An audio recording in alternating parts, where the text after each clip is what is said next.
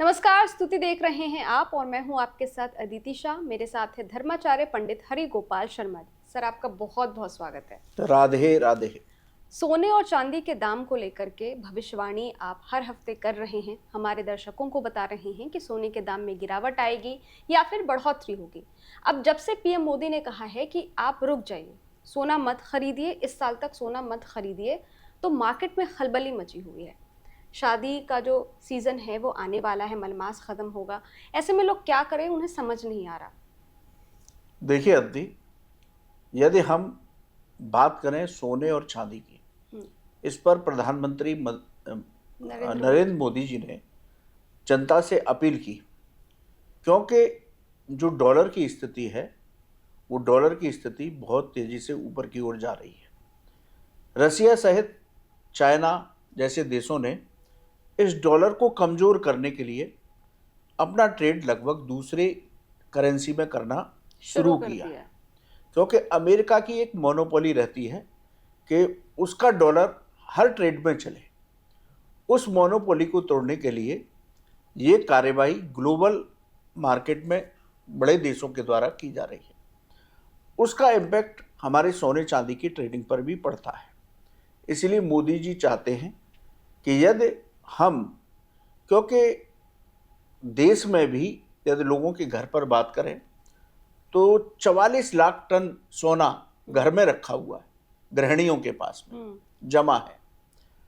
तो मोदी जी चाहते हैं कि एक साल, क्योंकि इसमें हमारा जो विदेशी मुद्रा है उसका निवेश बहुत ज़्यादा होता है, विदेशी मुद्रा का निवेश ज़्यादा ना हो, इसलिए हम गोल्ड की यूज़ कम करें एक साल।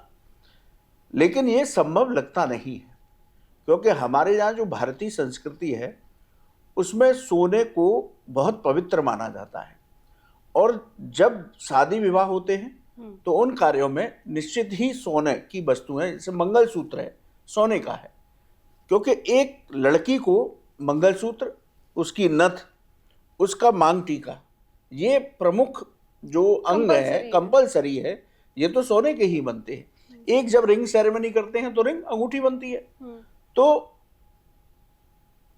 उनकी बात को ध्यान में रखेंगे देश के नागरिक जो है, लेकिन पूरी तरह से ना हो सोने का लेन देन, ऐसा संभव नहीं है।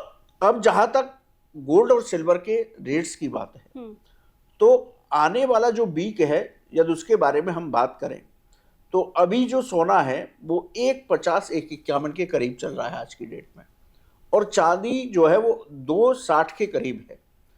तो आने वाला जो वीक होगा उसमें भी ट्रेडिंग अच्छी होगी, लेकिन सोने का भाव पूरी तरह, जैसे कि मोदी जी की अपील की वजह से बहुत ज़्यादा लोगों में